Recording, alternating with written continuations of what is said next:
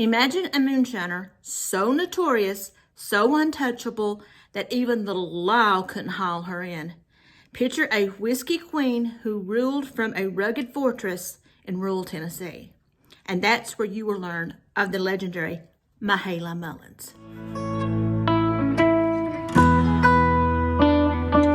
Hello!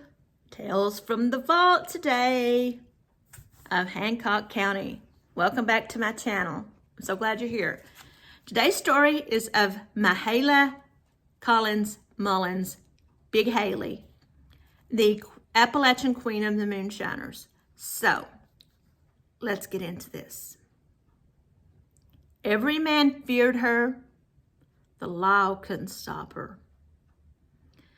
Most people, when they think of moonshiners, think of men, rough, tumbled men in souped-up cars, plying their trade down Thunder Road, the legend that's down here in Knoxville. Most people didn't think of a woman, and Haley was one of the best. So, let's get into this, and let's see what we can find. I've got my notes written down here. And let's see what, actually I'm gonna read this because I've got the whole thing wrote down. And I'm gonna read this to you. Mahala Collins Mullins was born to parents Solomon Collins Jr. and Virginia Jane Goins on March 30th, 1824. Mahala wasn't your average moonshiner. In fact, through the mid-1800s, she was one of the most notorious bootleggers and sellers of illegal moonshine in Tennessee. It wasn't that the government didn't know her, they did. It's just that whenever they come to arrest her, they couldn't quite get her out of the cabin and down the rugged Appalachian mountains. Records report that she had a dozen arrest warrants against her and numerous journeys by officers to fetch her. They would have had to trek through 16 miles of remote Hancock County backwoods to her cabin. Even when the officers made it to her cabin, they could never bring her back down the mountain due to her size. It was expressed she was catchable, but not fetchable, due to her tipping the scales at a rumored 600 pounds. Mullins would even mock them by saying, "Take me if you can." After giving birth to her rumored 14 to 19 children, she was infected with elephantitis, which permanently caused her larger size. She eventually grew too large to move from her bed, and from her bedside, she'd pour and sell her moonshine in huge amounts to the locals, assured in her ability that she would not be incarcerated. Mahala lived her entire life confined to a 3-mile area in Newman's Ridge. This rugged lifestyle caused her to be tough, and she worked as hard or harder than any of her siblings. Growing up, it was about that time that she garnered the name Big Haley. She was a big-boned girl with a stout frame. Women wouldn't dare mess with her. As she approached her teens, she was rumored to be well over 300 pounds of solid muscle. Soon, there weren't many men who would cross her either. It was rumored she would take her arm and bend the forged iron of a crowbar as easily as most women would fold a silk ribbon. This part is speculation, and you know how sometimes rumors become more than the actual story. So take this with a grain of salt, because it said she never made it off the ridge, and I can't see this party going up to the ridge. So take this one with a grain of salt. Once, when Haley was 17 years old, she attended a politician's re-election rally. Back then, they were more of a carnival-like event to entice the mountain folks, with lots of strongman events to see who the strongest man in the area was. Mahala entered the men's wrestling competition, fighting with a mountain man assault that would make any other think twice before getting in the ring with her. She then proceeded to beat every man who dared to enter the ring, for a total of 30 men. Once all of those were over, she then began fighting them 2 at a time, beating them, then selling them moonshine. Like I said, take it with a grain of salt. Her feats then caught the eye of a man named Johnny Mullins. Johnny was a polite, skinny man weighing not much more than 100 pounds. Speaking of Johnny, it was rumored that Johnny got struck by lightning 3 times and lived. So, like I said, a lot of this may have become folklore, but this is the things that I had found when I researched. He then won Mahala's heart, and they were soon married. She would then spend the next 19 years pregnant, with a rumored 20 pregnancies. Some she lost as infants. Unfortunately, with every child, she became bigger and bigger. She then became 400 pounds, then 500 pounds, then 600 pounds. It was speculated that she was actually larger than that. No one knew for sure, but soon she was known as the biggest woman in the entire state of Tennessee. With all these mouths to feed and her husband too sickly to work in the rugged, logging camps and that kind of stuff, she had to take matters into her own hands. Living up on the high up on the ridge, she lived up on the top. Haley, it gave her some advantages, with the closest train track being 16 miles away in Claiborne County. There weren't any roads that led to the top of the ridge. To get to the top of the mountain, it was 3 steep miles that were nearly straight up. I've seen this ridge. It is straight up. Any visitor would have to scale the rocks to the top of the homestead. And where she lived, it was pretty rocky, and that you could grow many crops there. But he did produce pretty good supply of apples and peaches, and they thrived. She knew it was impossible for her big family to eat the large crop of fruit, and it was impossible to transport them down the ridge to sell. She then made her own recipe for brandy moonshine, flavored with the apples and peaches grown on her property. Even though she lived long before the Prohibition of the 1920s, most Appalachian states had already begun to make bootlegging illegal. So in the 1850s, resulting in hefty fines of $10 to several $100s, and even prison, her cabin was remote enough that she was able to make moonshine without interference from the law. Now, even though it was illegal, it began to cause problems for her family. The combination of being raised by a rowdy mountain woman and an unending supply of alcohol, it was a dangerous combination. It caused her children to grow up hot-tempered, as Haley was. Her sons were heavy drinkers, and the more shine they drank, the more hot-tempered they became. One son lost his life when his side piece misfired during a brawl as he tried to reload it. Another man cut him, drug his body to a deep well, and tossed him in. Another son lost his life due to being fired on in a battle in downtown Hancock County with the sheriff.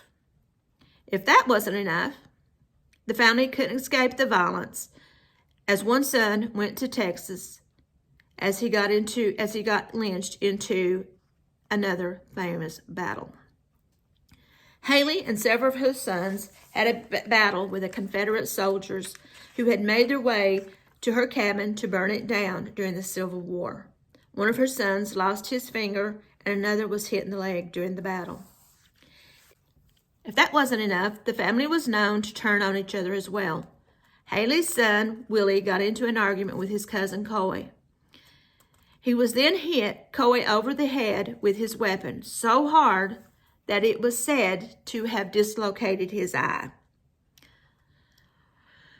Before he pulled his weapon and used his remaining good eye to take aim and fire, causing Willie to lose his life. When the news reached Haley, they handed her Willie's belongings, which included a full bottle of moonshine. Haley took one look and said, "It would be such a shame to let it go to waste. I'm going to drink it myself." The biggest blow that Haley received was when her husband passed away. By this time, she was so large on what people called elephantitis. She was confined to her bed where she had to be propped up 24/7. She had her husband and her 3 sons buried in her yard so she could be rolled to the window to witness their funerals. Even though she was confined to her cabin, that didn't stop her moonshine operation. While lots of other moonshiners would stretch their shine by adding water or other products, hers was 100% unadulterated pure. And word spread far and wide about both its quality and its taste. When she sold a gallon of moonshine, it was 100% 1 gallon of pure moonshine. Not 2 quarts shine and 2 quarts water. It was pure. People began flocking to Newman's Ridge just for the sampling of her famous moonshine. She actually kept a keg fully filled right beside her bed with a faucet on it, and for 50 cents, she would sell you a cup of moonshine right there. She also sold her shine from hollowed out trees where people would leave money under the watchful eye of her children. Now, it was only a matter of time before the law got wind of this and would attempt several times to enforce the law and shut her still down. But when the law climbed the steep ridge, they realized she was too big and it would take a lot of men to lift her. She was by then too big to fit through the cabin door. Even if they could have gotten her out of the cabin, they couldn't then carry her down the ridge. The court issued warrants for her arrest, only to have her laugh at them and say, "Go ahead, arrest me. Here I am, guilty as ever. I made the shine, and when you leave, I'm going to make some more." This happened again and again. The best the law could do was bust up her steel, which they would then quickly rebuild. The frustrated county judge sent the county's best deputy to shut her down once and for all. When the deputy didn't bring her in, the judge ordered an answer why she hadn't been arrested and brought to jail. The deputy then said, "Well, Judge, she's catchable, but she's not fetchable." Even though many warrants and rewards were issued, they couldn't put a stop to her moonshining. She was so good at her moonshining that people even came from Europe to get some of her famous moonshine. Haley was known as the Moonshine Queen of the Appalachians and was known from coast to coast into Mexico and Canada, causing people to make the trip to her cabin from worldwide. She was never arrested and continued moonshining until her passing at the age of 74 on September the 10th, 1898. There have been rumors that she was poisoned by rival moonshiners, causing her to pass away. Never proven, it's just rumors. When she passed away, they didn't have a way to get her out of the cabin. It is alleged they tore the chimney off the cabin and removed her out of the hole. And I heard a descendant say what it really was they had tore out part of the wall to build a chimney and had it boarded up, and they just took the boards off and took her out that way. Not that they had to remove the chimney, but that they were getting ready to build a chimney. It was said that they used wood to build a coffin out of her bed. Others say it was a piano box. She was laid to rest next to her husband and sons in her yard. Over 200 years later, in the year 2000, her cabin was brought down the ridge piece by piece and rebuilt in the Vardy Valley in Hancock County. And here is a picture of what it looks like now. Today, you can visit her cabin, and it is a museum, an homage to this legendary woman. You can also look up at Newman's Ridge, which is behind the cabin, up on the ridge, where to this day there is still no road to the homestead, where she still is at rest with her husband and children, forever known as the Moonshine Queen. There was also an article written in the Moonshiner, a paper back in the time, and it was in 1895, and I'm going to read this to you. The Moonshiner, published in 1895, described a well-known seller of Tennessee home brew as follows. Haley is a moonshineress, and despite vigilance and the bravery of Uncle Sam's gallant army of revenue officers, she will remain a moonshineress, no doubt, so long as she is able to pour a drop of liquor out of her keg or demijohn and count the price of it. She keeps open house all year round and extends to the officers as well as others a cordial invitation to visit her whenever it suits their convenience. She could not be taken out of her house without taking the roof off and hoisting her out with a derrick, and a derrick could not be taken there for the purpose, for she lives way up on Newman's Ridge, more than 3 miles from the nearest spot at all accessible with team and wagon. During the greater number other waking hours, she sits upon a low bed, resting her feet upon the floor, a cask of the contraband, here's a picture of her, always in reach, from which she supplies the necessities of anyone who honors her with their patronage. She once sent her compliments to the judge with the information that she would like to be arrested and taken to jail, so she might see him and something of the world before she passes.